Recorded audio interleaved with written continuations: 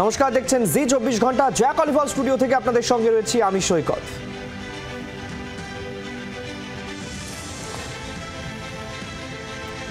শুরু করছি 3টে 3 মিনিট 3 খবর। আর শুরুতে আমি সৈকত যে খবরের দিকে নজর রাখবো, ধর্মতলায় আইএসএফ এর বিক্ষোভে তুলকালাম পরিস্থিতি। নিউজরুম থেকে আমি শুক্লা রয়েছি আপনাদের সঙ্গে এবং যে বিষয়ে জানাবো 130তম সংবিধান সংশোধনী বিল পেশ এবং যাকে করে কেন্দ্র করে কিন্তু কেন্দ্র এবং বিরোধী সাংসদদের মধ্যে তরজা তুঙ্গে। আর আমি শুভদীপ রয়েছি আপনাদের সঙ্গে 3টে 3 মিনিট 3 খবরে। বিল অসাংবিধানিক এমনটাই বক্তব্য বিরোধীদের। লোকসভায় তুমুল হই হট্টগোল, বিরোধীদের কোণঠাসা করতে এবং শরিকদের চাপে ফেলতেই এই বিল, এমনটাই বক্তব্য বিরোধীদের, জানাবো আপনাদের। যেদিকে নজর রাখবো, যেমনটা জানাচ্ছিলাম যে ধর্মতলায় আইএসএফ এর বিক্ষোভে তুলকালাম পরিস্থিতি। সেখানে যেমনটা জানা যাচ্ছে, ওয়াকফ বিলের প্রতিবাদ জানানো হচ্ছিল। পুলিশের পক্ষ থেকে কোনো পারমিশন ছিল না এই অনুষ্ঠানের এবং সেই কারণেই কিন্তু পুলিশ ধরপাকড় শুরু করেছে। এবং যেমনটা জানাচ্ছেন নওশাদ সিদ্দিকী, আইএসএফ বিধায়ক, তিনি বলছেন যে তাকে ঘুষি মারা হয়েছে। একেবারে পুলিশ যখন তার সামনে আসে, বাদানুবাদ চলছিল, কথাবার্তা চলছিল, সেই সময় কেউ বা কারা তাকে ঘুষি মেরেছেন এমনটাই তিনি দাবি করছেন। চাঞ্চল্যকর পরিস্থিতি এই মুহূর্তে ধর্মতলায়, তুলকালাম পরিস্থিতি। এবং যে ছবি আমরা দেখছি এই মুহূর্তে, পুলিশের পক্ষ থেকে দাবি করা হচ্ছে যে এই যে কর্মসূচি তার কোনো পারমিশন দেওয়া নেই এবং সেই কারণে ইতিমধ্যে ধরপাকড় করা হচ্ছে এমনটাই জানা যাচ্ছে। ধর্মতলায় তুলকালাম, আইএসএফ এর বিক্ষোভ ঘিরে তুলকালাম পরিস্থিতি। ওয়াকফ বিলের প্রতিবাদে ধর্মতলায় প্রতিবাদ। শ্রেয়সী গঙ্গোপাধ্যায় আমাদের সঙ্গে এই মুহূর্তে রয়েছেন। শ্রেয়সী, যে ছবি আমরা টানা সম্প্রচার করছি, যে নওশাদ সিদ্দিকী দাবি করছেন তাকে কে বা কারা ঘুষি মেরেছে, কে মারলো ঘুষি? দেখো, নওশাদের পুলিশের বিরুদ্ধে কিন্তু তার মূলত অভিযোগ এবং এক্ষেত্রে কিন্তু এই মুহূর্তে কিন্তু দুর্গম পরিস্থিতির মধ্যে ধর্মতলা যে মেট্রো চ্যানেল, সেই জায়গায় যেখানে নওশাদ সিদ্দিকী বলছেন যে তাদের আন্দোলন চলবে, অন্যদিকে পুলিশের স্পষ্ট বক্তব্য যে এক্ষেত্রে কোনো পারমিশন নেই, বিনা পারমিশনে এইভাবে শহরের কেন্দ্রস্থলে এইভাবে অবরুদ্ধ করা যাবে না। মানে এই মুহূর্তে পুলিশের পক্ষ থেকে কিন্তু ডিটেইন করা হচ্ছে এবং যারা এসেছিলেন মিছিলে তাদেরকে কিন্তু ডিটেইন করে তাদেরকে প্রিজনভাবে তোলা হচ্ছে। এবং নওশাদ সিদ্দিকী তিনি কিন্তু এখনো পর্যন্ত তিনি রাস্তায় আছেন এবং একসময় যখন দেখা যায় যে পুলিশের পক্ষ থেকে একজনকে ধরে নিয়ে যাওয়া হচ্ছিল, ডিটেইন করে নিয়ে যাওয়া হচ্ছিল, আটক করে নিয়ে যাওয়া হচ্ছিল পুলিশ প্রিজনভাবের জন্য, তখন কিন্তু দেখা যায় যে নওশাদ সিদ্দিকী তিনি রীতিমতো তেড়ে যান তার দিকে এবং সেক্ষেত্রে তাকে ছাড়িয়ে নিয়ে আসেন। ফলে কার্যত এই মুহূর্তে পুলিশের সঙ্গে কিন্তু লাগাতার মাঝে মাঝে কিন্তু তর্কাতর্কি চলছে। এই মুহূর্তে মূলত যে মিছিল, সেই মিছিল কিন্তু শুরু হয়েছিল এক্ষেত্রে টিপু সুলতান যে মসজিদ রয়েছে সেই মসজিদের সামনে থেকে সেন্ট্রাল এভিনিউ ধরে মিছিল শুরু হচ্ছিল এবং তখনই কিন্তু প্রথমেই কিন্তু পুলিশের তরফে বলা হয় যে এক্ষেত্রে এই মিছিলের নির্দিষ্টভাবে পারমিশন নেই। যেটা নওশাদ সিদ্দিকীর বক্তব্য ছিল, এক্ষেত্রে এই মিছিল তারা করবে না। শ্রেয়সীর সঙ্গে থাকো, আমি আবারও আসবো তোমার কাছে। আমি একটু শোনাবো নওশাদ সিদ্দিকী কি বলছেন এই ঘুষি মারা প্রসঙ্গে।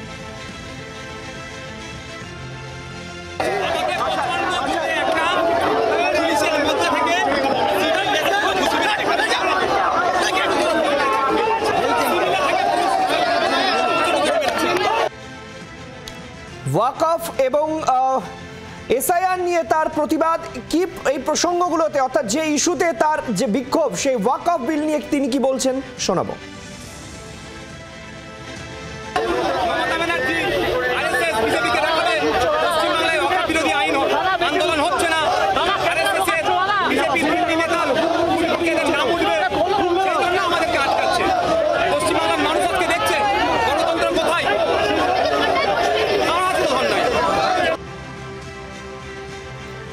আর এবার যে খবরের দিকে নজর রাখতে হচ্ছে, অবশ্যই রাজধানীর দিকে নজর রাখবো, কারণ একটি বিল এবং যাকে কেন্দ্র করে তরজা এই মুহূর্তে তুঙ্গে 130তম সংবিধান সংশোধনী বিল, যেক্ষেত্রে ফৌজদারি মামলায় প্রধানমন্ত্রী, মুখ্যমন্ত্রী বা যে কোনো মন্ত্রী যদি গ্রেফতার হন, 30 দিন টানা হেফাজতে থাকেন, তাহলে তাকে তার পদ থেকে ইস্তফা দিতে হবে, পদত্যাগ করতে হবে, অথবা তাকে স্বয়ংক্রিয়ভাবে সরিয়ে দেওয়া হবে।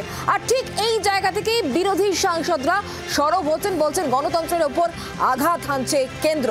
আমরা বিষয় নিয়ে কথা বলবো, আমাদের সঙ্গে রয়েছেন রাজীব চক্রবর্তী, আমাদের প্রতিনিধি। রাজীব, আমরা দেখতে পেলাম সংসদে যখন এই বিল পেশ করা হলো তখন বিরোধী সাংসদরা হই হট্টগোল শুরু করে দিলেন। তাদের একটাই বক্তব্য, এর মাধ্যমে আসলে কেন্দ্র গণতন্ত্রের ওপর আঘাত করার চেষ্টা করছে।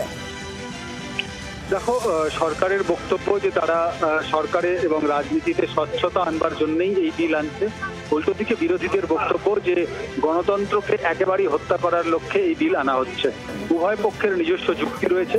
এই বিলে কি রয়েছে, যেটি প্রস্তাবিত আইন তাতে রয়েছে প্রধানমন্ত্রী হোক বা মুখ্যমন্ত্রী হোক বা কোনো কেন্দ্রীয় মন্ত্রী বা রাজ্যের মন্ত্রী, তাকে এমন কোনো অভিযোগে যদি গ্রেফতার করা হয় যে অভিযোগে প্রমাণিত হলে সর্বোচ্চ সাজা 5 বছর বা তার বেশি, তাহলে তিনি যদি 30 দিন হেফাজতে থাকেন সেক্ষেত্রে 31তম দিনে তাকে সরিয়ে দেওয়ার ক্ষমতা থাকবে সরকারের। কেন্দ্রীয় আইন অনুযায়ী তাকে ক্ষমতা থেকে সরিয়ে দেওয়া, অর্থাৎ তার পদ কেড়ে নেওয়ার অধিকার থাকবে। এক্ষেত্রে বিরোধীদের বক্তব্য যে যেখানে কেন্দ্রীয় সরকারের হাতে সিবিআই, ইডির মতো সংস্থা রয়েছে, যেখানে অর্থ তছরূপ আইন রয়েছে, যেখানে দেশদ্রোহের আইন রয়েছে, এই ধরনের আইনগুলিতে গ্রেফতার হলে 30 দিন কেন 90 দিন পর্যন্ত জেলে থাকতে হয়। এক্ষেত্রে সরকার কায়দা করে আসলে রাজনৈতিক স্বার্থে যখন বিরোধীরা ঠিক এই জায়গায় আঘাত করছে বা বিরোধীরা এই জায়গাটা পয়েন্ট আউট করছে, তখন অমিত শাহ তিনি আজকে বেল পেশের পর ঠিক কি বলেছেন শোনাবো। রাজীব, তোমাকে ধন্যবাদ। मैं रिकॉर्ड क्लियर करना चाहता हूं, मुझ पर झूठे आरोप लगाए तब अरेस्ट होने के पहले मैंने नैतिकता के मूल्यों का हवाला देकर इस्तीफा भी दिया, और जब तक मैं कोर्ट से निर्देश नहीं हुआ कोई संविधान पद मैंने स्वीकार नहीं किया। ये क्या सिखाते हैं नैतिकता में? और मैं तो चाहता हूं कि ये नैतिकता के मूल्य बढ़े। हम ऐसे निर्लज्ज नहीं हो सकते कि हम पर आरोप लगे और हम संवैधानिक पद पर रहें। अरेस्ट के पहले मैंने इस्तीफा दिया है। তুমুল হই হট্টগোলের মধ্যেই কিন্তু অমিত শাহ তিনি তার বক্তব্য পেশ করছিলেন, আর ঠিক এই জায়গাতেই বিরোধিতা করা হচ্ছে বিরোধী সাংসদের তরফ থেকে। মনীষ তিওয়ারি কংগ্রেস নেতা, তার বক্তব্য কি শোনাবো। अध्यक्ष महोदय, भारत का संविधान का जो मूलभूत ढांचा है वो ये कहता है कि कानून का राज होना चाहिए। There should be rule of law, और उस रूल ऑफ लॉ, कानून के राज की बुनियाद है कि आप बेगुनाह हैं जब तक आपका गुनाह साबित नहीं किया जाता। You are innocent until proven guilty. This bill stands that fundamental maxim of jurisprudence on its head. It makes an investigating officer the boss of the Prime Minister of India. 130তম সংবিধান সংশোধনী বিল পেশ হতেই তুমুল বিতর্ক, তুমুল হট্টগোল লোকসভায়। আপনারা শুনছিলেন মনীষ তিওয়ারির বক্তব্য, এবং এর পাশাপাশি সমস্ত বিরোধীরাই সরব। তাদের বক্তব্য এই বিল অসাংবিধানিক। বিরোধীদের কোণঠাসা করতে এবং শরিকদের চাপে রাখতেই এই বিল দাবি বিরোধীদের। আপনাদের শোনাবো বিজেপি সাংসদ সুকান্ত মজুমদার কি বলছেন এই বিল প্রসঙ্গে, এবং এর পাশাপাশি বিরোধীদের বক্তব্যও শোনাবো। বুঝতে পারছি তৃণমূল কংগ্রেসের ভয়ের কারণ আছে, অন্য বিরোধীরা হয়তো অত চিৎকার চেঁচামেচি করবে না, করলেও অল্প করবে, গাঁইগুই করবে। তৃণমূল গলা ফাটিয়ে চিৎকার করবে, কারণ তৃণমূল যে হারে দুর্নীতি করেছে, ওই পরিমাণ দুর্নীতির জন্য তো তৃণমূলের সব নেতাদেরকেই জেলের ভেতরেই থাকার কথা, এবং জেলের ভেতরেই ক্যাবিনেট বসবে এরকম একটা প্ল্যানও ছিল বলে আমার মনে হয়। তো এই আইন পাস হয়ে গেলে সেইটা আর হবে না, কারণ ক্যাবিনেটে কেউ থাকতে পারবে না, বিহাইন্ড দ্য কার্টেন ক্ষমতা ভোগ করবে।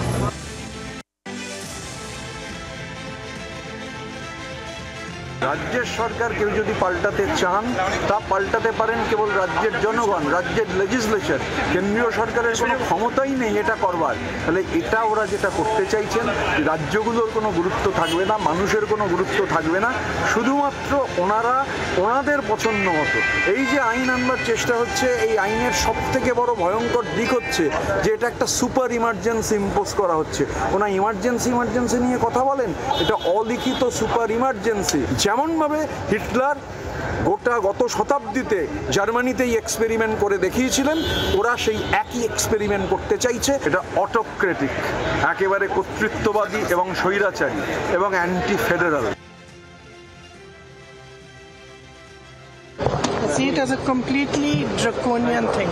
It goes against everything. And to couch it as a measure which is being taken anti-corruption is just to pull a veil across the eyes of the people. Because what it basically allows a government to do is to put you don't even have to be convicted. Tomorrow you can put any kind of case on a chief minister and put him in jail for 30, have him arrested for 30 days without even him being convicted, and then he ceases to be chief minister. It's there plain for everybody to see. So I think that it's absolutely wrong. It's anti our constitution. It's against our constitution. It's undemocratic, and it's very unfortunate. কালকে central government নিজের ED নিজের CBI তাদেরকে দিয়ে যে কোনো ভুয়ো false কেসে তারা অ্যারেস্ট করতে পারে আর 30 দিনের মধ্যে সেই স্টেট গভর্নমেন্ট সেই মুখ্যমন্ত্রী সেই মিনিস্টারকে স্যাক করতে পারে। আপনি আইনি বিচার ব্যবস্থাকে এড়িয়ে যাচ্ছেন, কারণ বিচার ব্যবস্থারই একমাত্র রাইট রয়েছে কাউকে ইনোসেন্ট বা কাউকে গিলটি প্রুভ করার। এইটা শুধু বিরোধী পক্ষরও নয়, এটা উইদিন দ্য বিজেপি তাদের যেটা অ্যালাইজ আছে তাদের মধ্যেও যদি কেউ অমিত শাহ নরেন্দ্র মোদীর কথা না শোনে তাহলে ঘচাং গলা কেটে হবে।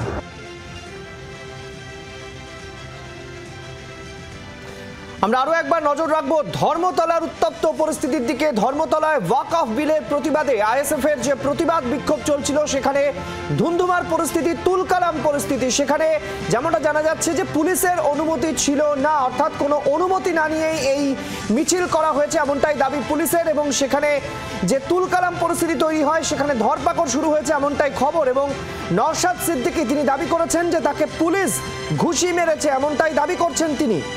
সেই ছবি আপনাদেরকে আমরা দেখাচ্ছি এই মুহূর্তে। ধর্মতলায় তুলকালাম পরিস্থিতি দেখছেন, একেবারে প্রিজন ভ্যানে তোলা হচ্ছে বিক্ষোভকারীদের, প্রিজন ভ্যানে তুলছে পুলিশ। নওশাদ সিদ্দিকীকে কি তাহলে আটক করা হলো? সেই ছবি আমরা দেখছি যে নওশাদ সিদ্দিকীকে প্রিজন ভ্যানে তোলা হয়েছে। ধীরে ধীরে এলাকা ফাঁকা করার চেষ্টা করা হচ্ছে, পরিস্থিতি আয়ত্তে আনার চেষ্টা করা হচ্ছে। ধর্মতলায় তুলকালাম পরিস্থিতি, জমায়েত হঠাতে পুলিশের সঙ্গে একেবারে হাতাহাতি। ওয়াকফ বিল এবং এসআইআর এর বিরোধিতায় আইএসএফ এর প্রতিবাদ ধর্মতলায়। ব্যস্ততম দিনে অবরুদ্ধ ধর্মতলা। পুলিশের দাবি যে কোনো অনুমতি না নিয়েই মিছিল করা হয়েছে, এলাকা ফাঁকা করার চেষ্টা করা হচ্ছে, পরিস্থিতি আয়ত্তে আনার চেষ্টা করা হচ্ছে। দেখতে পাচ্ছেন সেই ছবি, সরাসরি আপনাদের ধর্মতলার ছবি দেখাচ্ছি। বিক্ষোভকারীদের আটক করা হচ্ছে, প্রিজন ভ্যানে তোলা হচ্ছে, সেই ছবি আপনাদের সামনে আমরা তুলে ধরছি সরাসরি। দেখতে পাচ্ছেন সেই ছবি। ওয়াকফ বিল এবং এসআইআর এর প্রতিবাদ।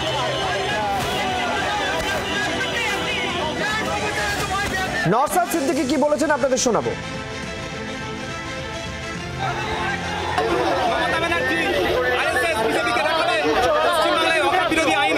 আন্দোলন হচ্ছে না,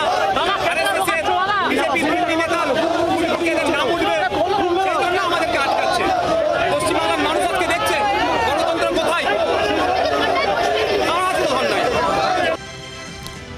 ধর্মতলায় তুলকালাম এই মুহূর্তে প্রিজন ভ্যানে তোলা হচ্ছে আইএসএফ সমর্থকদের। দেখতে পাচ্ছেন নিয়ে যাওয়া হচ্ছে, প্রিজন ভ্যানে তোলা হয়েছে। আমরা দেখতে পাচ্ছি নওশাদ সিদ্দিকীকেও একাধিক আইএসএফ কর্মী সমর্থকদের প্রিজন ভ্যানে নিয়ে যাওয়া হচ্ছে। আন্দোলন ছত্রভঙ্গ করতে পুলিশ এই মুহূর্তে আটক করছে, সেই ছবি আপনাদের সামনে আমরা তুলে ধরছি। ধর্মতলায় তুলকালাম, ওয়াকফ বিল এবং এসআইআর এর প্রতিবাদ।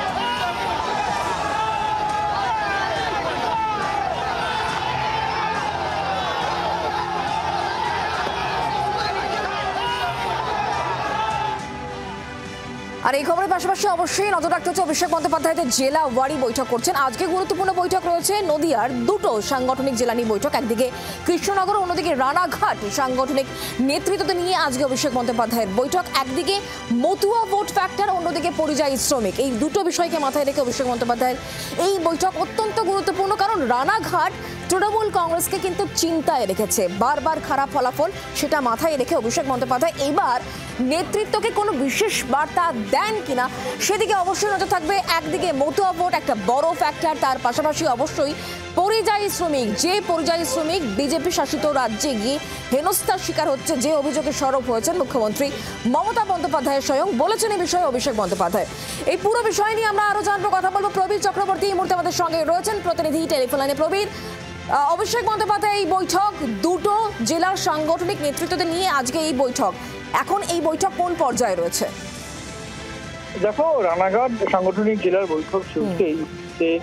কামাক্ষীর অভিষেক বন্দ্যোপাধ্যায়ের অফিসে আমরা জানি যে জেলা ধরে বৈঠক করছেন অভিষেক বন্দ্যোপাধ্যায়। আজকে রানাঘাট এবং কৃষ্ণনগরে বৈঠক ডেকেছেন অভিষেক বন্দ্যোপাধ্যায়। সেক্ষেত্রে কৃষ্ণনগরের বৈঠক যেটা রয়েছে দ্বিতীয় ধাপে, সেটা আজকে না সংসদে একটা ইস্যুতে তৃণমূল কংগ্রেসের সাংসদরা সেখানে রয়েছেন এবং ইতিমধ্যে অভিষেক বন্দ্যোপাধ্যায় নিরন্তর যোগাযোগ রাখছেন কলকাতা থেকেই, যেহেতু তিনি দলনেতা।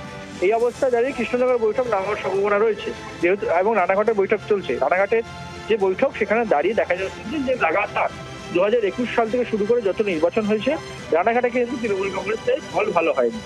সেই জায়গায় দাঁড়িয়ে রানাঘাটে তৃণমূল কংগ্রেসের লক্ষ্য করছে আগামী দিনে রানাঘাটে ভালো ফল করা, রানাঘাট সাংগঠনিক জেলায় ভালো ফল করা, সেই একটা বিষয় রয়েছে। রানাঘাটে অধ্যুষিত একটা অঞ্চল রয়েছে, বেশ কিছু ভোটার রয়েছে সেখানে। পরিযায়ী শ্রমিক রানাঘাট বা নদিয়াতে কিছু ব্যাপক অভিযোগ আসছে যে তাদেরকে মারধরে ভিন্ন আছে, অনেকগুলো ইস্যু রয়েছে রানাঘাটকে কেন্দ্রিক। এই অবস্থায় দাঁড়িয়ে আজকে রানাঘাটের বৈঠকে সংগঠনকে শক্তিশালী করে রানাঘাটে যাতে ফল আগামী দিনে আগামী বিধানসভা।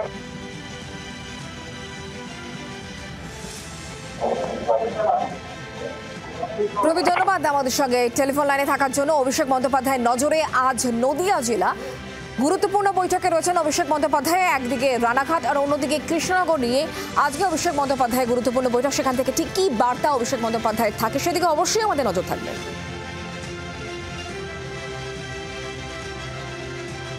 এদিকে দিল্লির মুখ্যমন্ত্রী রেখা গুপ্তার উপরে হামলার চেষ্টা হলো, এমনই অভিযোগ। জনশুনানি চলাকালীন এক ব্যক্তি হামলা চালায় ওই দিল্লির মুখ্যমন্ত্রীর উপরে, এমনটাই অভিযোগ।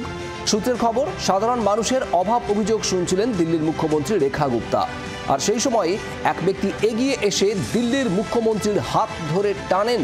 টেবিলে মুখ্যমন্ত্রীর মাথা ঠুকে যায়। নিরাপত্তা কর্মীরা যদিও অভিযুক্তকে সঙ্গে সঙ্গে ধরে ফেলে, তাকে আটক করেছে পুলিশ। আর এই অভিযুক্ত দুদিন আগেই ওই এলাকা রেকি করে। সিসি ক্যামেরার সেই ফুটেজ সামনে এসেছে, চাঞ্চল্যকর সেই ছবি, যে ছবি আপনারা দেখছেন।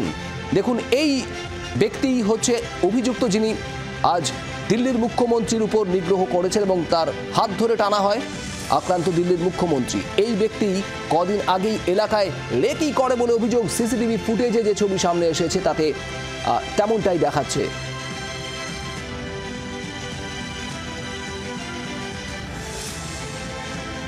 पर मौजूद तमाम जो सिक्योरिटी ऑफिशियल थे, उन्होंने सीएम को बचाया और आरोपी को पकड़ लिया। फिलहाल आरोपी हिरासत में है, उससे पूछताछ की जा रही है और भारी मात्रा में अब पुलिस की यहाँ मौजूदगी है। जॉइंट सीपी लेवल के अफसर आए हुए हैं और सीधे तौर पर कहा यह जा रहा है कि मामले की जांच जारी है, इसलिए पुलिस ने चुप्पी साध रखी है। तमाम विधायकों, सांसदों का, दिल्ली के प्रदेश अध्यक्ष जो बीजेपी के हैं, उनका पहुँचने का जो सिलसिला है वो लगातार यहाँ पर जारी है। फिलहाल दिल्ली पुलिस के वरिष्ठ अफसर सीएम आवास पर मौजूद हैं और आरोपी से सिविल लाइंस थाने में पूछताछ जारी है। सहयोगी राहुल के साथ शुभम प्रताप, जी मीडिया, दिल्ली। কিভাবে নিরাপত্তা বলয় ভেদ করে দিল্লির মুখ্যমন্ত্রীর উপর চড়াও হতে পারল ওই যুবক, তা নিয়ে প্রশ্ন উঠছে। দিল্লির বিজেপি সভাপতি কি বলছেন শোনাবো। सुबह जन सुनवाई के दौरान मुख्यमंत्री जिस तरह से जनता के बीच में रह के लगातार बात करती हैं, वो बात कर रही थी। ऐसे में एक शख्स उनके पास आता है, कुछ कागज़ आगे रखता है और अचानक उनका हाथ पकड़कर उनको खींचने की कोशिश करता है। और उस दौरान थोड़ी सी धक्का मुक्की जो होती है, तो कुछ सर उनका शायद हल्का सा लगा है किसी कोने पे, और उसके बाद तत्काल लोगों ने उसको पकड़ लिया। कौन है वो आदमी, क्या उसकी जानकारी है, पुलिस जांच पड़ताल कर रही है। सदमा जरूर लगा है, जिससे उनको थोड़ी चिंता हुई है, लेकिन हमने मुख्यमंत्री से मैं मिलकर आया हूँ और उस बहन को, मजबूत महिला है वो जाति की राजनीति में इस तरह की घटनाओं का होना निंदनीय है। और जिस तरह की घटना इस बहन मुख्यमंत्री के साथ हुई है, मैंने जैसे सुबह भी कहा है, एक मिनट, मैंने जैसे सुबह भी कहा है कि ये बहन हमारी 18 घंटे जनता के बीच में काम करती है और इनके स्वभाव में है कि जनता से जाके मिलती है। আমরা কথা বলেছিলাম এনএসজি কর্তা, প্রাক্তন এনএসজি কর্তা দীপাঞ্জন চক্রবর্তীর সঙ্গে। তার কি প্রতিক্রিয়া শোনাবো। রাজনৈতিক নেতারা যেরকম ভাবে মানুষের চারপাশে ঢুকে যান, সেটা কিন্তু নিরাপত্তা রক্ষীদের জন্য খুব সমস্যার ব্যাপার। আমি আমার ব্যক্তিগত অভিজ্ঞতাতেও দেখেছি। কারণ রাজনৈতিক নেতারা একদিকে চাইবেন যে আমি মানুষের কাছে থাকবো, আমার আশপাশে সিকিউরিটি থাকবে না, আবার অন্যদিকে যদি আক্রমণ হয়ে যায় সেখানে আবার নিরাপত্তার উপর প্রশ্ন উঠবে। এখন যেরকম যে আক্রমণটা হয়েছে, কেউ যদি নিজের শরীর ব্যবহার করে হাত দিয়ে একটা থাপ্পড় মারলো বা মাথা দিয়ে একটা ধাক্কা দিল, হোয়াট এভার, সেটাকে আটকানো মোটামুটি অসম্ভব যদি ভিআইপি কোঅপারেট না করে। হ্যাঁ, ও যদি অস্ত্র নিয়ে যেত, অস্ত্র সঙ্গে থাকতো, তখন আমি বলতাম নিরাপত্তা বিঘ্নিত হয়েছে। এবং ওনার ক্লোজ প্রোটেকশনে যে সিকিউরিটি ছিল তাদের রিফ্লেক্স আরো বেটার হওয়া উচিত ছিল।